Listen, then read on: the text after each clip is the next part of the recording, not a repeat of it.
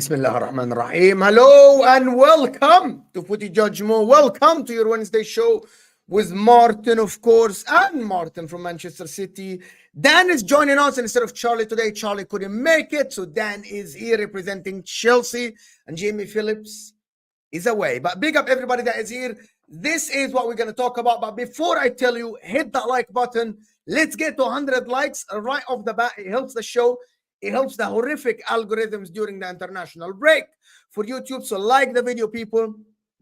We're going to talk about Sterling. Is he the savior for Arsenal? We'll talk, of course, about the mixed messages coming from Man United. One day we're back in Ten Hag. The next day, the news are Thomas Tuchel, which is Dan can tell us all about Thomas Tuchel coming back to the Premier League, managing United. Can he take them to top four? Can he improve these players? We'll talk about Sancho at Chelsea. Can Maresca bring the best out of him? The roller coaster at Chelsea. And also Rodri is the top of the priority list for Real Madrid. Is he going to leave Manchester City? Does that mean Pep Guardiola is leaving? Martin, of course, is going to tell us no. But we're here to pressure him and tell him that Pep is about to leave Manchester City. That is my job, of course, as a host of the show. So hit that like button, people. Let me know what you guys think in the chat, because I want to know your opinion. Yesterday's show was absolutely magnificent with Salah versus Henry and all the stuff. But listen, where do we start? We actually have to start with the Sancho, Sterling, and all these moves that happened. We were talking off camera, of course, before we started the show about that notion that Sancho might work at Chelsea, Raheem Sterling might work at Arsenal. I'm going to actually start with Martin. He was about to tell us a story about his friend and all the stuff about why is Raheem Sterling the greatest player Arsenal ever signed, of course. Well, it's an interesting one. I was playing golf with a friend yesterday. He's an Arsenal fan, and he's hated Raheem Sterling for a long time, mostly for the way he runs and the way he, really irrational reasons. But he bet with me that he would get less than 10 GA for the whole season, and I thought that's a pretty easy bet. Like that'll be a nice $100. But we started chatting about the transfer a little bit and why we ended up with Raheem Sterling over all the other options, and more than the Havertz transfer, I feel like Sterling actually will be an easy slot in for the Arsenal team because he's happy to prove himself, come in as a backup to Saka or come off the bench for Martinelli or whatever, and he's got a point to prove, and he's not going to be overawed by big games. He's worked with Arteta. Arteta's made him cook before, so I don't know. It feels like it's more likely to work than the Havertz situation, and that was way more impressive than everyone thought it was going to be. So I think the Sancho thing is not necessarily connected because that's more just like a shot in the dark. It's like okay, last chance saloon. He's not really proved anything in the Premier League, and there's no reason to believe why he's going to succeed at Chelsea because Chelsea just doesn't have that effect on players lately. It's been more of like they've gone downhill when they go to Chelsea rather than suddenly they're fixed. But that's just my opinion. You go ahead then. Do you think Sterling, since you had Sterling for 2 years, do you think Sterling will work at Arsenal?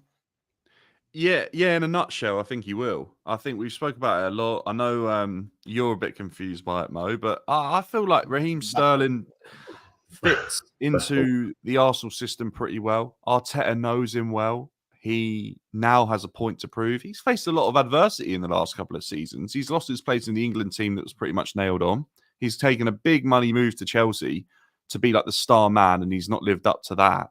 So I think he's going to go to this Arsenal team, find himself probably in a more familiar role to what he was at Manchester City, where it's not all about Raheem Sterling. He's not the guy you're looking to be the match winner every single time. But yeah, I think over a season to suggest that he might get less than 10 GA, I think that would be ridiculous at this moment in time. I think he's quite capable of doing that. And I actually think there will be a moment throughout this season, should he stay fit, that he will keep Martinelli out of the side on the left-hand side. I think that will happen. I expect Raheem Sterling to be able to do more on his own without the likes of I think what the point I'm making here is I've noticed Martinelli struggle without Xhaka. I don't think Sterling will struggle as much as Martinelli did. I think Sterling will struggle. You do, don't you? I know you're not about this. Why are you for Raheem? Do you want to do another bet, Mo? I have reasons for this. I just don't say this, right? Because I believe that Guardiola is a genius, and he was able to actually use Sterling to the utmost potential that he can by not having a lot of pressure on him. By the way, Sterling in moments have missed a lot of crucial chances for Manchester City. Big chances. I believe that Manchester City could have won that Champions League earlier if it wasn't for Raheem Sterling. Genuinely think this, by the way. Wasn't he offside for one really crucial moment? Bro, he missed an open goal against Lyon and he got knocked out. My point about this is that Raheem Sterling at Chelsea, right? He had a lot of pressure on him. He didn't have a lot of people around him.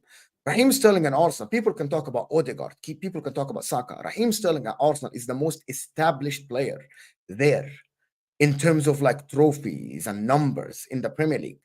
The media are looking at Raheem Sterling to actually deliver for Arsenal. As Dan said, and Dan is part of this media. Dan sits on YouTube, talks in front of people, thousands of people. And there is many other people that will sit and say, well, now you have to prove us all wrong. Now you have to go back into the England squad. You are the piece that Arsenal added in the challenge against Manchester City. In the first chance that Sterling missed, if he misses chances, and there are substance that say that he misses chances, right? And big ones. For Chelsea, I think they lost a lot of points because of him in the last 2 seasons. Once he misses that chance, people are going to start questioning him.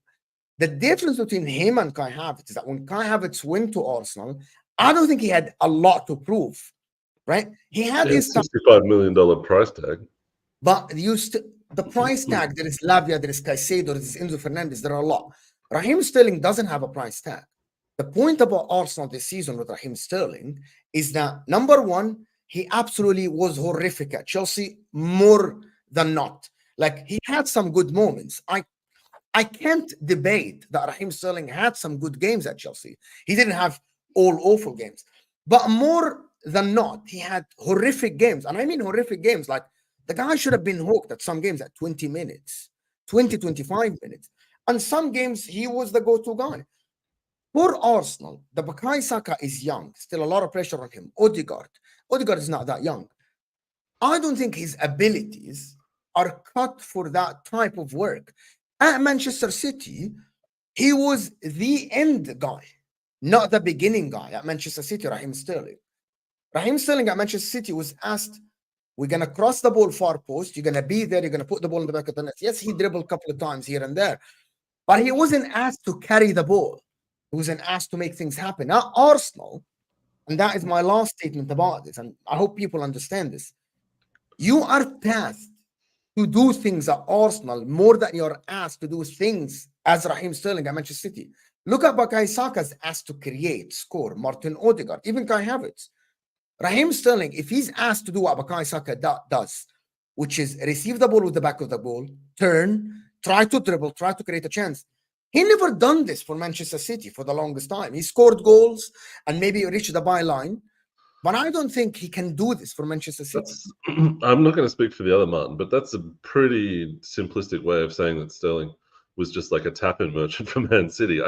He's actually a very good dribbler, and he's got a very, even back in his Liverpool days, he wouldn't score, but he would beat 2 or 3 men and make a cross. He still demanded the highest British fee for a player, didn't he, when he moved from Liverpool to Man City, for a very different Raheem Sterling that finished at both clubs, I'd say.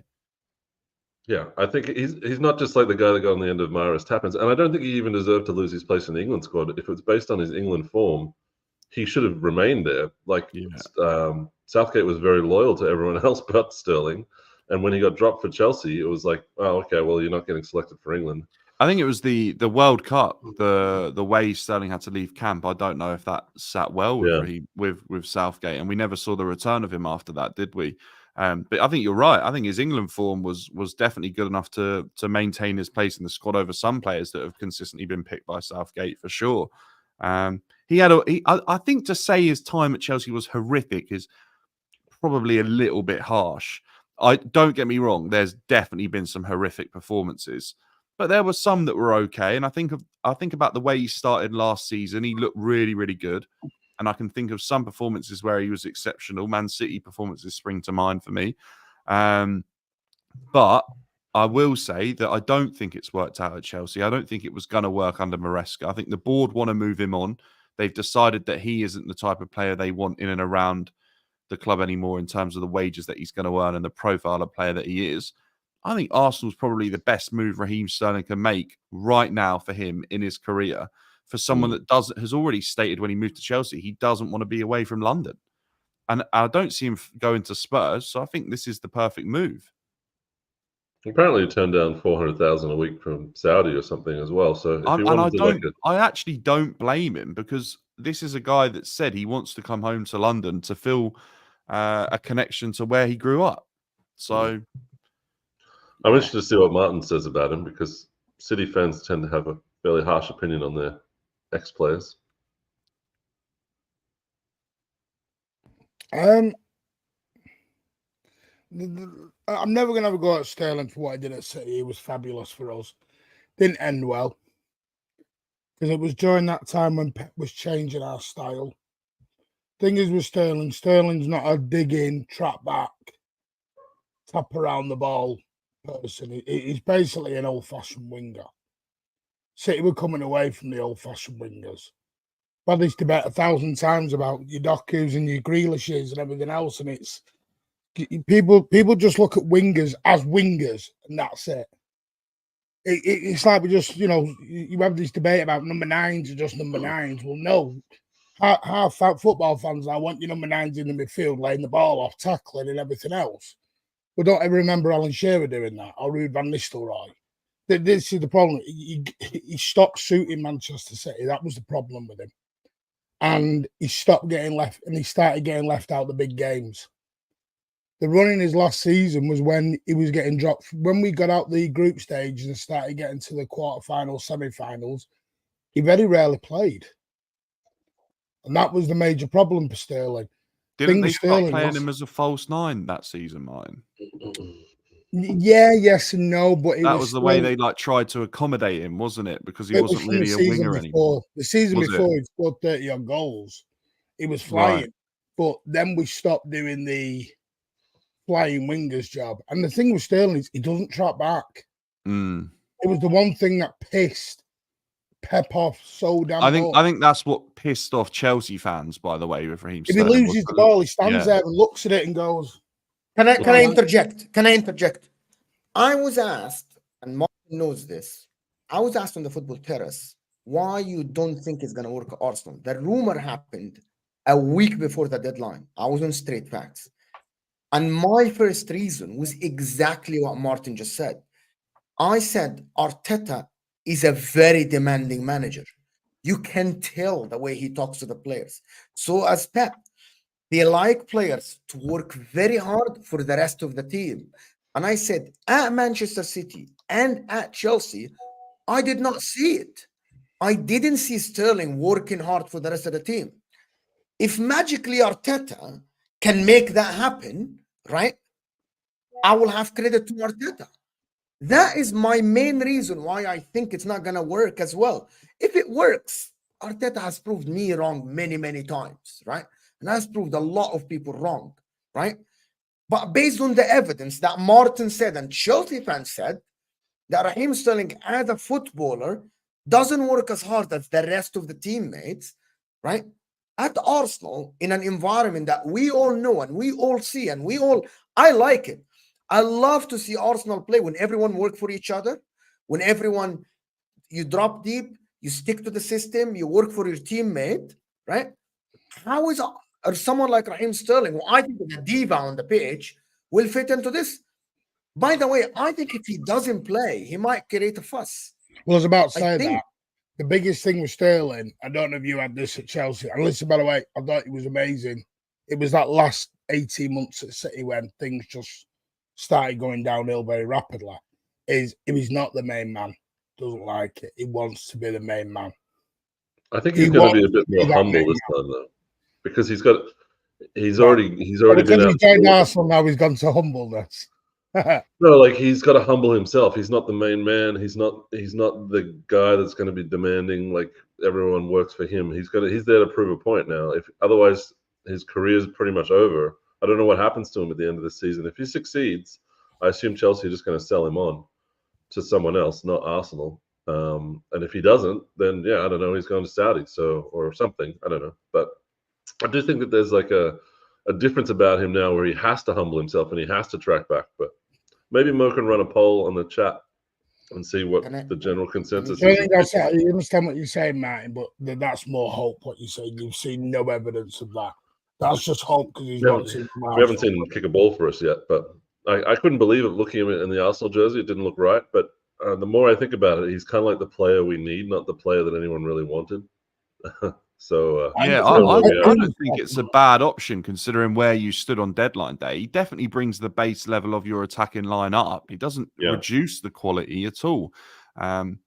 He's a good player, and I think he's obviously definitely got a lot to prove. I think he's probably having a hard time accepting what's happened in his career at the moment because that's quite a shock. Like Martin said, he wanted to be the be all and end all at Manchester City apparently, and then in the past 18 months. Everything he knew that was cemented has kind of changed. So he does have a point to prove. And I think you're right.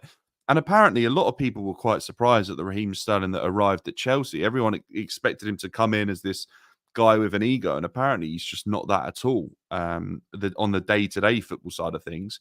The issue is we've all seen the wave of arms and the frustration when he loses the ball or someone doesn't pass him the ball.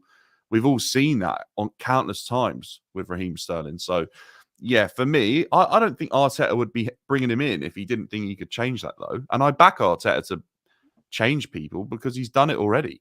He's a great man manager. He gets someone on side, they start performing in a different way for someone like Arteta. We saw that with Havertz. Yeah, we'll just see. We've just added another big chances miss kind of guy to a team with a bunch of BCMs already. So maybe it'll be thing is, frustration. where do you expect him to play? I expect him to play if Saka needs to have a rest on the right-hand side, which was probably something we couldn't really do without dropping the level quite low. And then I expect him to actually play a bit instead of Martinelli, start a couple of games, depending on the competition. But I think in more of a big game, Arteta might lean on him like he leans on Jorginho. A big game there.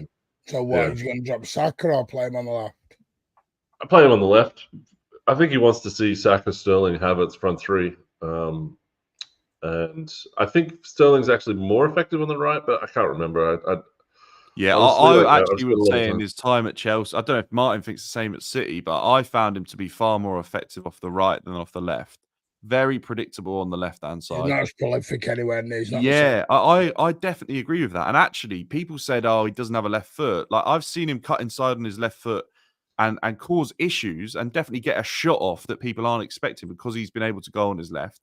I always advocated for him playing on the right-hand side for Chelsea, and unfortunately, it didn't happen enough as I would have liked. But definitely saw a better player on the right-hand side. He's actually very good when he plays on that side at getting to the byline, working across, and making a defender think that that's his only option, and then changing it up and coming back inside. Ball retention seems to be much better on the right-hand side.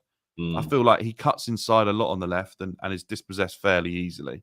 He can definitely play left. He's played left and right for City. Yeah. He's more effective on the right by far. I'm glad you think that, Martin, too. That's interesting. Far more effective. Can I just, Faisal here is saying, keep in mind Arteta developed a lot of City players. I'm actually going to ask Martin Man City, do you think that is a factor at all? They had a very good relationship. Arteta is the one developed them? They had a close relationship. I don't know. I mean, I don't know whether they developed. Nobody knows. I know that's what the rumours, but nobody's on the training ground. No one knows what the frig's going on. But I know they had a very close relationship. I suppose we'll have to see. You got to remember, I'm always one of them. Listen, is Sterling a bad player? No. Do I think he's the piece Arsenal needed, the missing piece? No, I don't. Is it a gamble? Yes. Could it pay off? Yes. But there's still that question mark there. If there wasn't a question mark there, you don't leave it till 6 o'clock at night on deadline day. You go way beforehand if that's your number one player, or that's the guy you're looking at. Well, I understand we were playing chicken with Chelsea with the transfer window because they wanted to get rid of him, and we didn't want to pay a loan fee and we didn't want to pay his wages, so we just sort of held out. But I think that a week before, Sterling had showed up at the Arsenal training ground. I saw pictures or something, so they probably came to some kind of like, yeah, we'll do this kind of plan. But I don't think any Arsenal fan thinks that Sterling is the one we needed. But from a winger standpoint, he might be what we needed, but he's definitely not the striker we needed. So I'm putting that out there. Yeah, I'm not that sad to see him go either. I think it's a deal that works well for both parties because I don't think his time's been successful at Chelsea, and I think it had got to the point where this was his last chance to perform, and Maresca already cast his judgment, probably influenced by how much he's being paid and the fact that the board probably wanted him removed rather than taking another gamble on him. But I'm not that sad to see him go, and I think Arsenal are in a very different position to where Chelsea are right now. So it doesn't affect me too much in terms of how I think he'll sort of perform at Arsenal. But I do think it's a good signing. I think it'll definitely help rest Saka, which is ultimately, I think, the key thing here is that Saka definitely needs to be able to be rotated just to protect him as a player for his longevity. To be honest with you, I'm looking at this and I feel sad that Arsenal got Sterling. I feel sad because I think you're laughing, but I don't think you understand how someone like me who's dramatic. No, because I actually was hoping that Arsenal will get a difference maker up top. I know that City fans didn't wish that, but I didn't see any City fans saying that Sterling going to Arsenal changed anything for their view. It actually made it worse for them. And Martin can attest to this. Like, I've seen people laugh at this. Like, my point about this is that if City got a Gundogan and they have Pep and all of this stuff, and they were thinking Arsenal will get a top player that will change things. And then Arsenal go and get Raheem Sterling.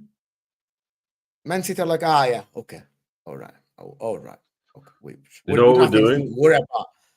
We're slowly piecing together the Centurions team, just like one bit at a time. You know, you'll let another one go and another one go, and then like in a few years we'll have all collect them all. Yeah, We're they piecing had a together bite the, at Gundogan. No, they also did try getting in trouble, and they wanted Gundo earlier in the season. Yeah. Did you not want Sterling at that time when Zinchenko and Thingy came and Chelsea got Sterling? I thought Sterling was linked to Arsenal at that time as well. Arteta's like that ex who won't let go. Yeah. Come back to me. But Mo, I mean, he's a similar level addition to Gundogan and a good player. Like, you know, it's not like he's an unknown winger. Wait, what? What? All right, He's an I'm out. I'm What? out. No, This come is now on. Gundo is on a 101. whole nother level to Sterling. Like, I don't know. I think Gundo's if Sterling was still 33, scoring yeah. 30 goals a season, I'd Gundogan. let you have that statement. Gundogan and Sterling. Is that controversial Martin, are enough for you the all right? show? Is that? That is not even, bro. That is, I don't think that even can be taken as a take. Like, Nah, forget come on. controversial. That is controversial. Yeah, but that take. can't be a take. Like, we'll let you have that one. That and can't, correct that it if can't, you bro. want. Like, you cannot. All right, that's all right. It's a bit cheeky. It's a bit cheeky. All right. Go back, Do you back. mean Hey, in terms hey. of the experience? He's not player? terrible. He's not a terrible player. As much as I dislike him and all of his career, he's not a bad player. I think you're disrespecting him. It's not sad that he's come to Arsenal. It's not like the title Okay, race then. is Hang over on. No, because of Martin, score. no, I'm not having this. 1 week ago, when the window was on, you didn't sit there and go, please, Raheem, walk in the door. You weren't doing that. No. Don't play. So don't sit there and go, oh, yeah, I'm moving. No, don't. You coping. But every team in the coping Premier at the League would moment. still take Gundo at the level he's at today because he was still a different maker for Barcelona and Germany last season. He got 19 goals and assists for Barcelona. He was wouldn't. unbelievable. No. I didn't say I fact was that he taking came it. back to Hold City on. that easy. No. He didn't. He said no. Don't put words He in said my that mouth. no. I said, do I want Merino? You asked me if I want a Merino or Gundogan, and I said, well, we've signed Merino. He's younger. He's just won the He's Euros. Like, injured. yeah, I'm taking Merino. Yeah, oh my god! Wait, yeah, He's actually serious. Martin is like, yeah, can you but walk in me through terms the of the process in again? terms of the player, Yeah. you'd obviously take Gundo. You just know that Arsenal have no chance in attracting him. No, That's he's the answer, isn't 33. it? He's about to fall off that cliff that, you know, players hit around 34, 35. Yeah, but Gundo would be the difference between you not winning a title and winning a title this season. I don't think he's. I don't think that he can't. Sterling is your backup. Do you know how good Gundo is our Gundogan backup. is? What's Gundo's that? a far better backup. Sterling's a backup. You're looking like Gundo's coming in to play 38 games. Gundo will play 2025, right, Martin? Probably there or thereabouts in the league. He'll play 20 in the league, Yeah. some in the Champions League, and he'll come off and close out games like he did against West Ham. Okay. You know, LB actually said it earlier, is that if you're 2-3-0 up, you pull Rodri off to protect him and put Gundo on in the 6 or something. Rodri's not even on the pitch at the minute. Yeah, I know, right? I know. But that's what he was saying going forwards. And that's the beauty of bringing someone like him in. But Merino isn't a difference maker to the team like that Gundogan is.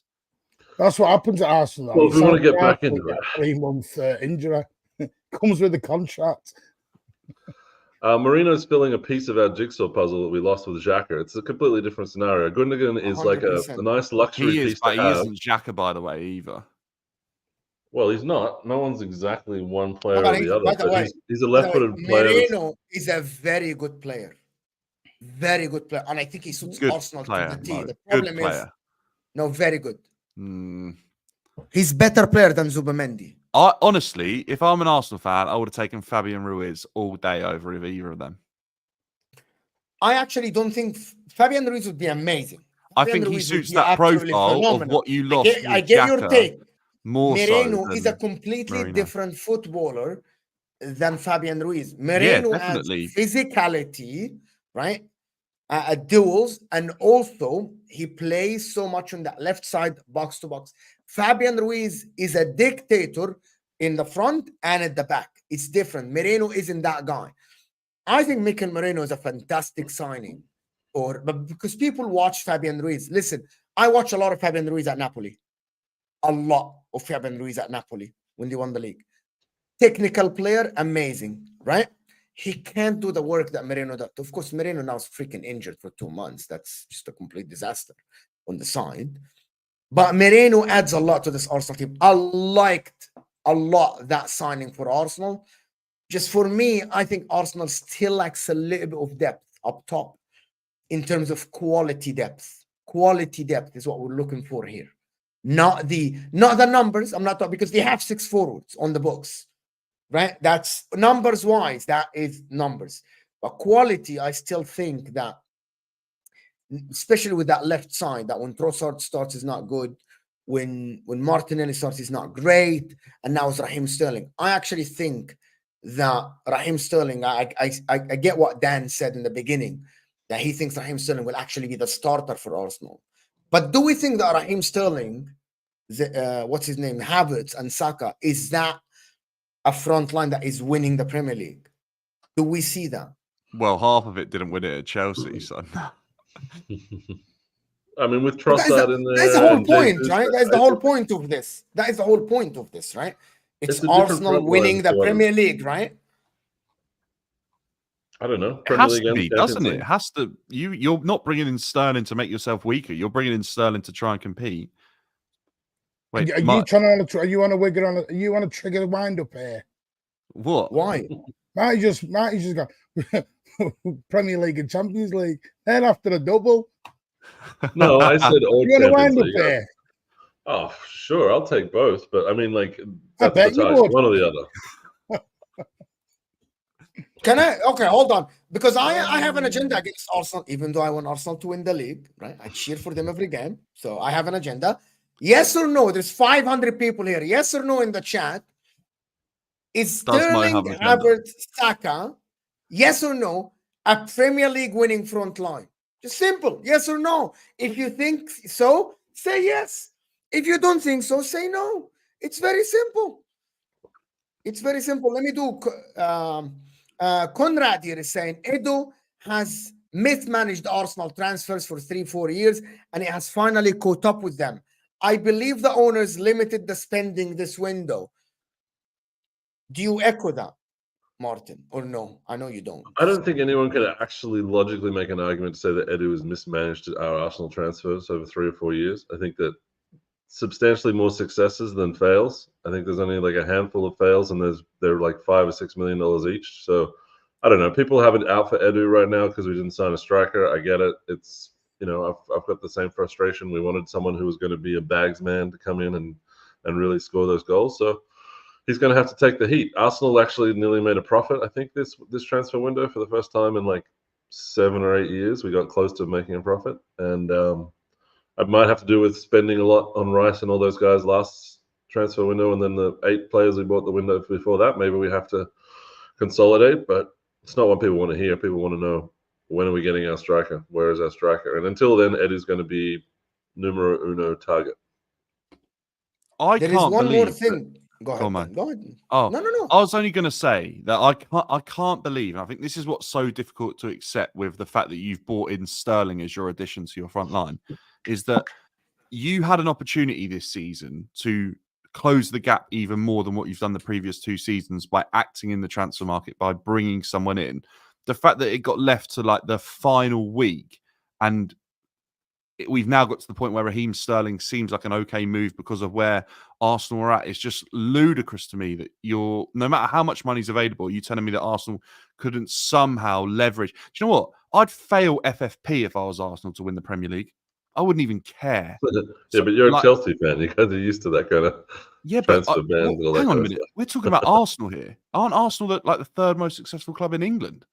Yeah, but like we don't break the rules. That's sort of what we do. We just sort of like live within our means. It's an Chelsea annoying haven't broken any rules yet. Are you telling me that Arsenal can't find similar loopholes? Chelsea have been able to spend that kind of money on the point that you just made, is that Arsenal have been horrific at generating decent amount in player sales ever, by the way. Oxlade-Chamberlain was one of your highest ever sales. It's ridiculous. So this season, to actually generate the type of money you have for Smith Rowe and Nketiah is a step in the right direction. And realistic valuation on players from where before you've not been good enough at generating money. That's why you haven't been able to spend money this season, because your books aren't good enough from a couple of seasons before. But I'd take the risk. So what? These clubs are, some of them are taking risks, some of them aren't. Of course. Like, you can absolutely There's take the the Chelsea risk. fan. I love it. I genuinely, honestly, I All I would say absolutely is think. that I don't know whether it's. I don't think it's Edu not finding a player. I think it's Arteta not finding the player that he wants, maybe in the market, or doesn't like the options, or it's the owners saying you need to consolidate because we've been blowing a hole in our budget for the last 5 years. So I don't actually blame Edu. And there's people in the chat saying, "Oh yeah, he signed Runnison and Tavares." Runnison was £1 million. Tavares was £6 million. You can't say these are failures for Edu. He's built a title-challenging squad, something which Manchester United, Chelsea, Tottenham, all these teams would be desperate to do, and they haven't been able to do over 10 years or something like that. Not fully 10 years in Chelsea's case, but it's a hard thing to do. And so to build this squad, okay, Vieira, 35 million. He is the biggest failure, but he's gone out on loan, and maybe he'll come back. So we don't even know what's happened there. I think people need to be realistic about how hard this is and what we've built. And I don't think we want to ruin it with the wrong piece. And maybe that's going to be costing us this season to have a chance to win the title, because I think everyone agrees with you, Dan, that we needed to buy someone that was going to bridge the gap to City. And there's still a gap. As much as I was talking about at the start of the transfer window that we might be favourites coming into this season, it hasn't materialised. I don't feel like that we are favourites. I don't think we've You strengthened in a could way have that been. Could suggests you that. not have? Even I believe so. even Yeah, for the I money feel like if you've spent. If we'd spent 100 million on a Gyökeres, then I would say, look, we've added another dimension to our team. Okay, let me swing this, right? You spent 40 million on Calafiori. You had probably the best defense in the league last season. I'm not sure statistically if it was, but it was definitely one or two. Martin, if Arsenal would sign Ivan Toney for 40 million, which he ended up moving for, would you be more fearful of them now than the Arsenal that they are recruiting Calafiori for the same amount of money? Yeah, I always said that. I said if they went and got a top, they went and got a finisher, I'd be worried. I think that's exactly what I think, by the way. And then I think there's an opportunity that with a real striker in place, that Kai Havertz would definitely be better off in that midfield role as well, because he wouldn't be expected to do the kind of thing that he was been asked to do without a striker when he was coming from midfield. Do you know what it is to me, Dan? I've always said, this is not having to go at Arsenal, because, listen, Arsenal quite right to get rid of Smith Rowe, Nielsen, and Nketiah. That's fine, because they were your backup and they agreed they weren't going to play. The problem is, you left yourself with no backup in some areas. Yes, you got rid of the backup, but didn't bring anyone in for backup. Unless Arsenal's plan is that they believe what's coming through in Noah Nyeri and other players that are coming through their academy, that they are the academy. Yeah, they have to believe that they have their next Smith Rowe, their next Nketiah coming through. I also feel like there's a fundamental difference between how Arteta sees Havertz, which is like his golden boy striker, and how everyone else sees Havertz, which is like a guy that's just currently in the position as a placeholder waiting for a real striker to come through.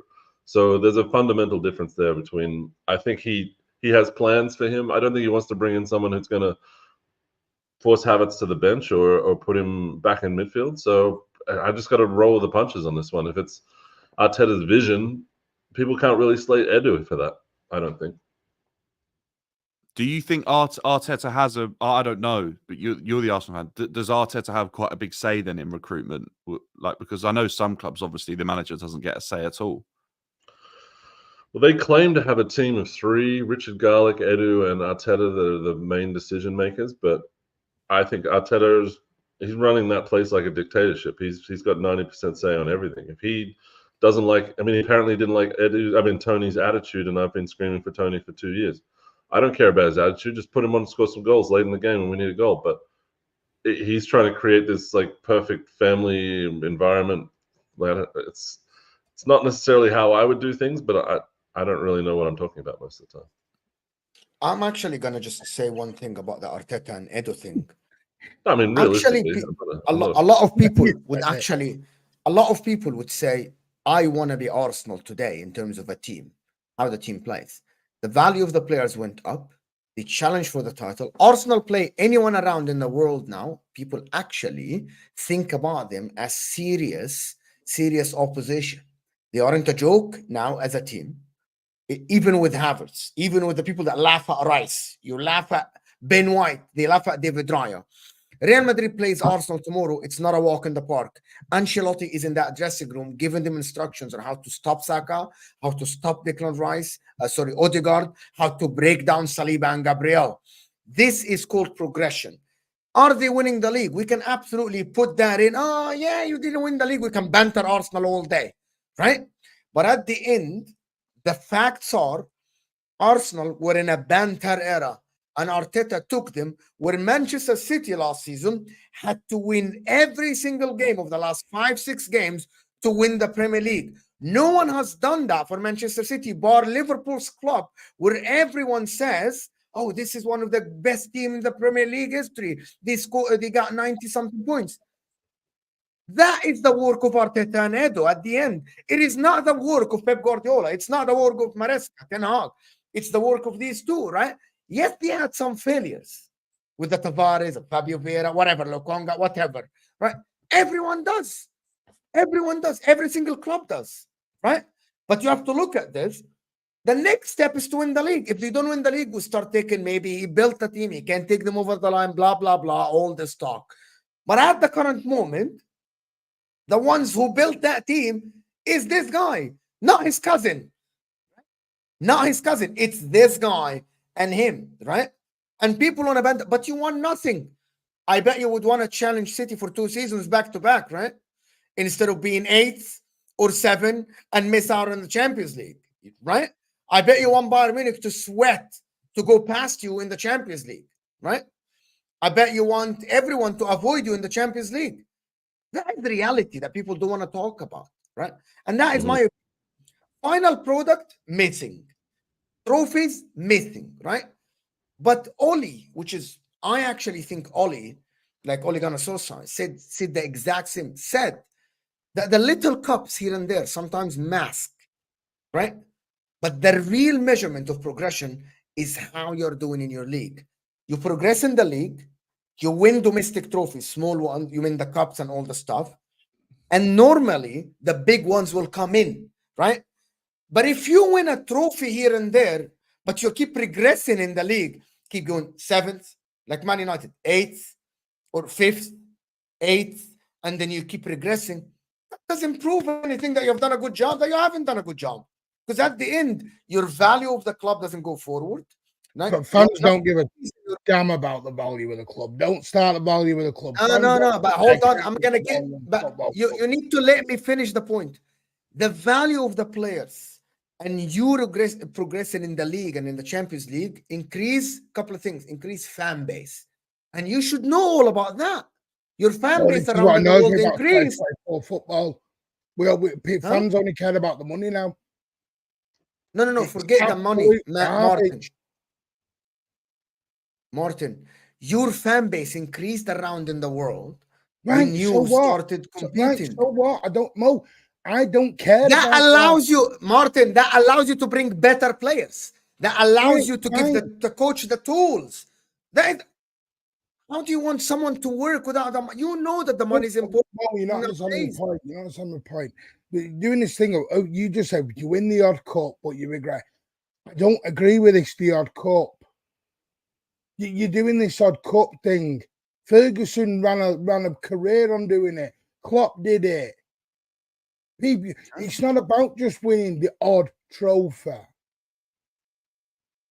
Because this is where you come out with the bigger fish to fry BS and make yourself look foolish at the end of the day. I actually believe in the bigger fish to fry. It's a fine line, though, isn't it? Because guys, I'm going to give you. I'm going to give you how I. Do you get a trophy for 4th place? No. I'm going to give you a hypothetical situation. You don't get a medal. You don't get a kiss. You get 100 million. Guys, I'm going to give you guys. Doesn't come in my bank account, Dan. No. Hold on. No, I'm going to give you that. But... Guys, let me just give you a hypothetical we can talk about for real. If Inter hire a coach tomorrow, we are Serie A winners, right? We were Serie A winners last season. If we hire a coach tomorrow and that coach in the first season won the cup and came 4th, and the next season won the cup again and came 5th, and the season after won the Super Cup, and came 7th. I would want that coach to be sacked in the second season, even though he's winning the cup. Because I know at the end, it is not the aim. At the end, bigger teams aim to win the Premier League and the Champions League, not the cup.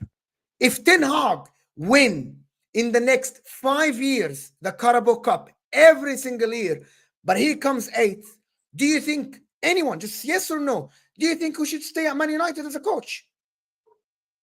No. That's a hypothetical. You're from one extreme to the other. You're throwing United in, and then you're going 8th. Yeah, I understand that. If you're doing it on a consistent basis. But look at Klopp. When Klopp didn't win the league, he won a trophy still.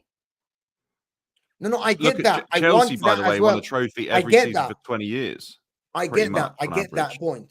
But my point about this, people just discredit Arteta for the job he has done because he hasn't won a trophy. Parades I agree that he needs to win a trophy, but don't discredit the work on the other side. He has done a good job. Martin, has Arteta done a good job? All right, no, hang on a minute. Stop, Mo. Everyone did it with Poch when he finished runner-up with Chelsea. No, with Spurs. When Leicester won. Spurs. Sorry, Spurs. Sorry, did I say Chelsea? Didn't he finish Spurs. 3rd actually in a 2-horse race? Well, was that? Yeah, he finished. Well, my point is though, he still was challenging. No one turned around and went, "Oh, well, he challenged for the trophy." Well, did he challenge consistently? He kind of just like got there and then they just fell off a cliff. I think like, that's the issue, isn't it? Is that Poch has then been referred to as a bridesmaid, never the bride, because of that reasoning. And then also he went to PSG and failed to win a trophy in one season. It's a very fine. He did eventually. Actually, don't think you guys understand what I'm saying at all. I'm not saying that. You're coming at it from a big club mentality. This is why we've got this big four. But Mo, right? Okay. Face to every other team in the league to do this big 6, big 4 stuff. This is the thing, right? Is that to become the big club, you have to start off, like Martin's saying, winning. There's a very fine line. There's a fine line where Ten Hag is sat there in a press conference saying that he's the second best manager in England right now behind Pep because he's winning trophies.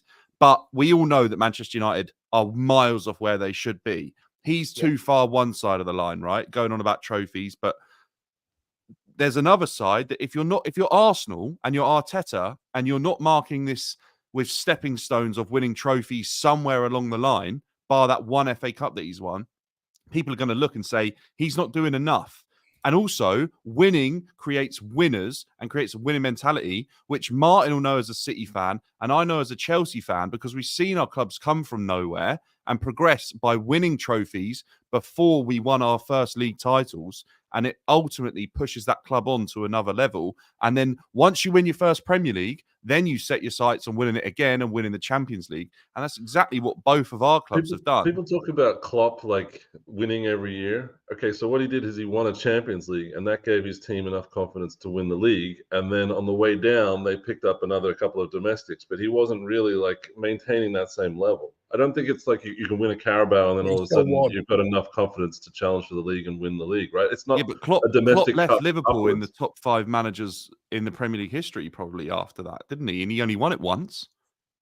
Yeah, I'm just saying that you don't go upwards from a FA Cup or a Carabao. That's like a season saver for a manager. Do you not? Because Jose Mourinho won the Carabao Cup and then went on to win a Premier League and only lost one game. Was this like 2004 or something when he? Why does 2004 matter compared to 2024? It's football's It's a very different landscape. Chelsea were investing more than everyone in the entire league. Like they were on their absolute tear. Yeah, because it doesn't matter though. Chelsea still wanted to win, and they made it very. Jose Mourinho made it very, very. Jose won the league because of the Carabao Cup that he won. I definitely think it helped, by the way, because this Chelsea squad hadn't won anything that had been assembled together. I've seen it on multiple occasions, by the way. Look, what I'll say is Pep Guardiola took the League Cup incredibly seriously. And for the last 7-8 seasons, whilst taking that seriously, Manchester City have been the best side and got stronger after winning the League Cup. How many times, Martin? Because you start seasons fairly slow and then you kind of get yourself going and then you win the League Cup. And you become unbeatable. To clarify, I'll make it very simple. Manchester City are 2 trophies away from overtaking Arsenal's trophy haul ever. Just because we have picked up these little trophies, little League Cups, little FA Cups. I'm not saying little FA Cups. I'm saying little Carabao Cups. Like I think No, FA look, Cup's been I think it disrespected. shows mentality, by the way. I think it shows small club mentality when you're trying to jump past these trophies. I talk It's to not Tottenham jumping fans, they tell me the past. same thing. They don't want to win the League Cup. They don't want to win the FA Cup. Arteta's tried to win If them. you're a He's big played club, strong you You're teams. going you from try A and to win Z is the point. everything you are in. Yeah. Yeah. Do You you think what Pep Newcastle, wouldn't I be hear it from successful? Newcastle fans. Oh, we got taken over. Let's go top 4 and let's go and win the. No, don't work that way. You don't go Yeah, from but- A to Z. I'm getting lessons from two clubs that like overfunded their way to titles. It has nothing to do with winning a But couple of let's not do Carabao that Cups. because City won a major trophy before you even became Arsenal FC. So let's not do that. So Yeah. What are if you you want to talking do about, the history thing, 1800s or Martin, something? I'll just sit and rule you all day on the history stuff, mate. No, but like who's being investigated for financial breaches? And everyone knows Chelsea broke the Premier League when they came Should in. we So it's talk got about nothing to do with Arsenal? winning Should the we talk about Carabao. how Well, Arsenal there were got no included rules in to what? break when We that was talked there. about Exactly. Arsenal You got They guys would do it included if in they will were what? win our the Premier investors. League. You I want didn't to say talk you about broke George them. Graham's bungs? Should we carry on with this? Carry on if you want, Martin. Told you I'm the I'm wrong saying the person to talk Carabao about Cup Graham is then. not the reason why Pep is winning the league. And you guys are No, saying, George yeah, Graham because he was when he takes the was Carabao bunging out his seriously. transfers. George Graham was when he bunged out his transfers. George Graham got fined and actually did his time for that, right? Like he got fired and then he went to Spurs. Like, what do you Well, want me to you sound say like about that. George Graham? He didn't No, have but point is, 115 financial charges people in and glass houses shouldn't. Now, hold talk on. about Can we take the conversation a little bit back? Can we take the conversation a little bit back? Here is my take on this trophy thing.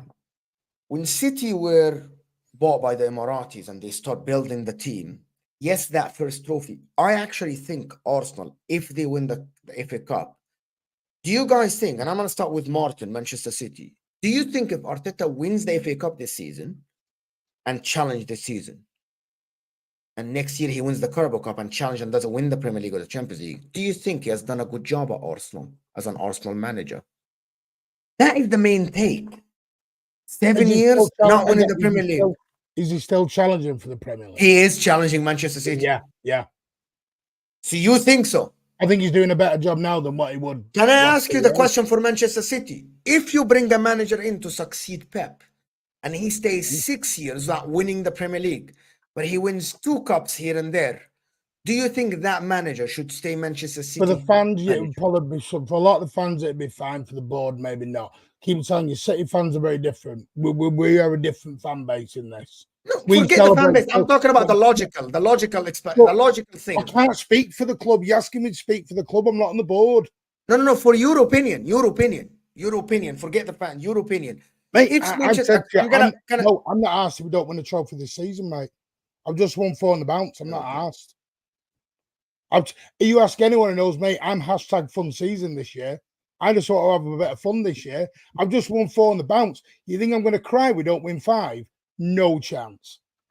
No. I'm But the my greatest point is, team in English history. Thanks very much. Good night, Vienna. See you Yes. later. Put the tick on.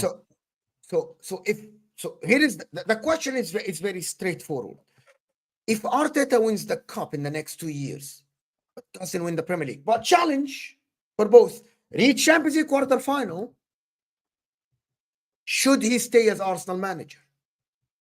Can someone answer this? Challenging, but not winning, but win 2 FA Cups or a FA Cup and a Yeah, Carabao Cup. That's better than last season. All right. He won nothing last season and still challenged for the league. Okay, for my club, if a manager 6 seasons at my club not winning the league and winning the cups, I would say sack the guy. Forget challenging, sack the manager. I will If try Arsenal my fans luck say with a this, different they should manager. ever again take the piss out of Harry Kane. I never hear one Arsenal fan take the piss out of Harry Kane ever again about no trophies. Why? What does this have to do with Kane? Can The you point I'm explain- can making is Arsenal fans have took the mick for a very long time over Kane never winning a trophy, never having Okay. medals. Stayed at Tottenham too long. But That was always Arteta's behind won a it. trophy, hasn't he? Won 1. Which Oh, I get. so one. Are we deleting that one? We're deleting that one, I'm right? not getting the point. But I don't know what you're Mo saying. just said, because listen to the question Mo just said. Can I repeat the question again? If Yeah, Arteta listen wins to the a question Carabao Mo Cup just and an said. FA I've Cup said it's a good in the thing. next 2 seasons, but doesn't win the league and challenge, logically speaking, should Arsenal keep this manager? if there is someone better on the market. So now you understand the Kane comment. That's what I'm saying. If there is someone better on the market, should Arsenal keep the manager? I think context is important to that discussion as well, because we're talking about one of the best Premier League teams to ever exist in front of Arteta. So if Arteta had a clearer pathway to potentially winning a trophy, then maybe it becomes a harsher discussion. But you're still trying to get past Manchester City, that even Klopp managed only once, and with an unbelievable point tally, didn't manage to do it on another occasion. And Conte did it when it was very early days for Pep at Manchester City. Like, it's incredibly difficult for Arteta to create a side from where his Arsenal team was and then overtake City when City have had an unbelievable head start to that as well. I think as long as rivals want him sacked, then he's probably he's doing a good job. And the more pressure there is on from rivals, oh, he's got to go, he hasn't won anything. He's doing a great job. He's revived our club. He's makes us believe that we can win the title, and not many fans can say that. And that's what people want. They want to win the Premier League again. We had it, we've tasted it, we've done it 20 years ago. We need to do it again, and we need to do the Champions League. There's these to-do lists for Arsenal, which is different to every club. Chelsea's won the Champions League. You guys don't feel the pressure. We feel the pressure. So yeah, I think that's what he wants to do. He wants to right the wrongs of Wenger's era that he didn't get to tick those boxes. And Champions League's very hard, don't mind. What's that? Champions League's very hard. You don't just say, "Oh, we need to win it and let's go and win it." It doesn't work that way. I'm not belittling the competition by saying that it's going to be easy. I'm just saying that that's what we want. That's what the fans want. No, but it took Ferguson and Pep God knows how long to get over them humps. You don't just do it overnight. Look, I remember City fans saying they didn't care about the Champions League because it was like they hadn't won it, and all they cared about was winning the Premier League. I think it was Big Steve that said that. And I was like, no, that's what's really well. That's kind of mindset you get into when you haven't won it, because it's so frustrating. It's like it requires a bunch of luck, and it requires skill and experience and all this kind of stuff right at the right time. And I think it's a very low percentage chance of us winning it. I'm not gonna sugarcoat it, but that's what we want. That's what the people care about. If we get close to winning the Champions League, Arteta will get another go. If we get close to winning the Premier League, he'll get another go. And he's getting a new contract, I think, in the next. But how long does that continue? Like, how many seasons can you go getting close before you have to consider that maybe you can improve and actually get across the line? Like, well, I don't think there's many cases for coaches that you could say are a guaranteed improvement on Arteta. I think that you're guaranteed to go backwards at least a little bit with someone right now on the market, unless you go get an Ancelotti, which is unrealistic, or a Pep, which is unrealistic. We're kind of in that position where we're as close as we can get. Say you end up backwards substantially, then I think you can make the case for him. Okay, so you just stay where you're at, and pretty much kind of like Liverpool, like they were the chasers and managed to break through once. Say Arteta never breaks through, isn't winning trophies because he's so focused on trying to win the big ones. At what point do you go, hang on, this isn't good enough? What point do you turn around in the meeting and say, do you want to try and win a League Cup this season? I think if I see that it's the point where they've finished building the squad to the point where I don't feel like there's any holes left, there's no excuses, there's no missing pieces, then I could say, yeah, you're not going to do it. But I think he's going to walk well before anyone puts that pressure on him. If he feels like he's not. So winning 2 FA Cups and a League Cup while you're challenging, is that not better? Go and have 100% better. That's 100. No. That's 100% better. That's 100% better. You just said it crap 5 minutes ago and you didn't want it.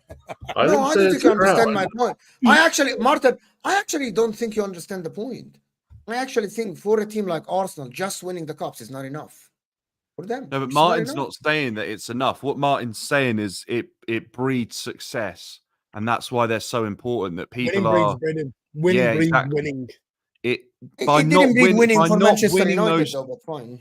Yeah, but but at least those Manchester United players know what it's like to win trophies now. That if they replace Ten Hag, the guy coming in is, if Tuchel gets that team, right? We all know how good Tuchel can be in cup competitions. That Manchester United side is ready to go on the last 2 seasons because they've already won trophies, and he'll have a better system in place. I've got 2 things to say to this, right? One, we won the FA Cup with Arteta, and then the arse fell out of our team the next season after, and we were terrible. Worst season we've seen in a long time. 2, Arteta takes these competitions seriously. The problem is that our step-down backup that we need to use to play in these competitions hasn't been good enough. Ramsdale came in and he basically kicked the ball into our own net. I don't think it's a factor of him not taking these competitions seriously. It's just that we haven't had the squad good enough to really win those. And the only way that Ten Hag's won those competitions is by playing his first team in the Carabao Cup and getting them injured and making them crap for the Premier League. So sometimes you have to make a trade-off. If you haven't got a squad like Pep's that can win the Carabao, win the FA Cup, win the UCL and the Prem, you either have to prioritize a cup just for the sake of winning a trophy, or you prioritize the Prem and you like try and get as high up as possible. So I don't know. It's more complicated. Can I do this super chess because his first team in a lot of the early rounds, because that's what he's been praised for a lot. we have to move on from this because we don't have a lot of time. But I need to. We haven't even spoken about anything other than Arsenal. He should have been fired at 7-0, no standards. That's talking about Ten Hag. Thank you so much. And if Inter drop and gets Mikel, will you be happy more? Yes. I'll be all right with it. I'll actually be happy. I think it's a good coach. So that is your answer, 100%. 5-a-side best Inter-Arsenal lineup of all time.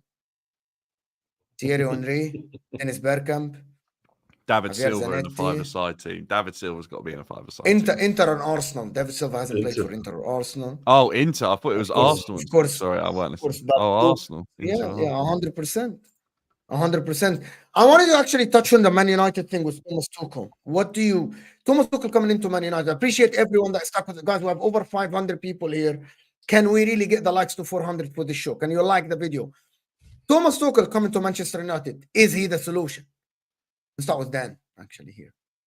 Yeah, well, a solution to what? Their problems right now, yes, in terms of their manager not being good enough. But in terms of Manchester United and the issues they've got, they extend way further than what's going on the pitch. I can tell you that much right now. But yeah, there's no doubt in my mind that Thomas Tuchel would put Manchester United in a far better place than Ten Hag is currently doing. I actually think, because they keep saying the structure is there, the structure is there, the structure is there. It is, I don't understand how they can fix the structure with Thomas Tuchel. I think Thomas Tuchel is a good coach. He might get something out of these players. But I still think that maybe it's not enough to have someone like Thomas Tuchel there. I'm not sure. Does anybody think about Thomas Tuchel coming to Manchester United? I think he'd get them top 4, maybe. Like he would get into the 3 or 4 positions. I think he would probably solidify the squad a little bit and give them something to play, like some kind of tactics to play with. I feel like Manchester United's been missing tactics for a long time. They've just been a counter-attacking team. But fundamentally, that's what Fergie was. I don't know. I mean, we can go all the way back to it, but Tuchel, I don't think is guaranteed success on like he's gonna work. I don't know whether he's like really a Manchester United kind of manager through and through. Do you mean him as a manager, or do you mean because of Manchester United's current situation, it wouldn't be guaranteed success? Because of Manchester United's situation, I think that also the scale of the job there. I think that they need to do a lot of squad building, and it needs to be done with clarity, not just like picking players from the Dutch leagues and players that's worked at Ten Hag before. But I think they've missed a trick there. You're doing a rebuild. You're behind the scenes, brand new structure, and then you're just keeping the old manager. You're muddying the waters of this supposedly like new start. So I think it's a very hard position to be in. Mm-hmm. I'll ask Martin as well about Thomas Tuchel and Manchester United and Ten Hag and all the mixed messaging that happened. We're back in Ten Hag now. We're sacking Ten Hag. Thomas Tuchel. What do you, since you're in Manchester, you lived all your life in Manchester, what do you think about what is going on? Because the word now on the street the word on the street is we got the structure. We got the structure. So do you think they got the structure?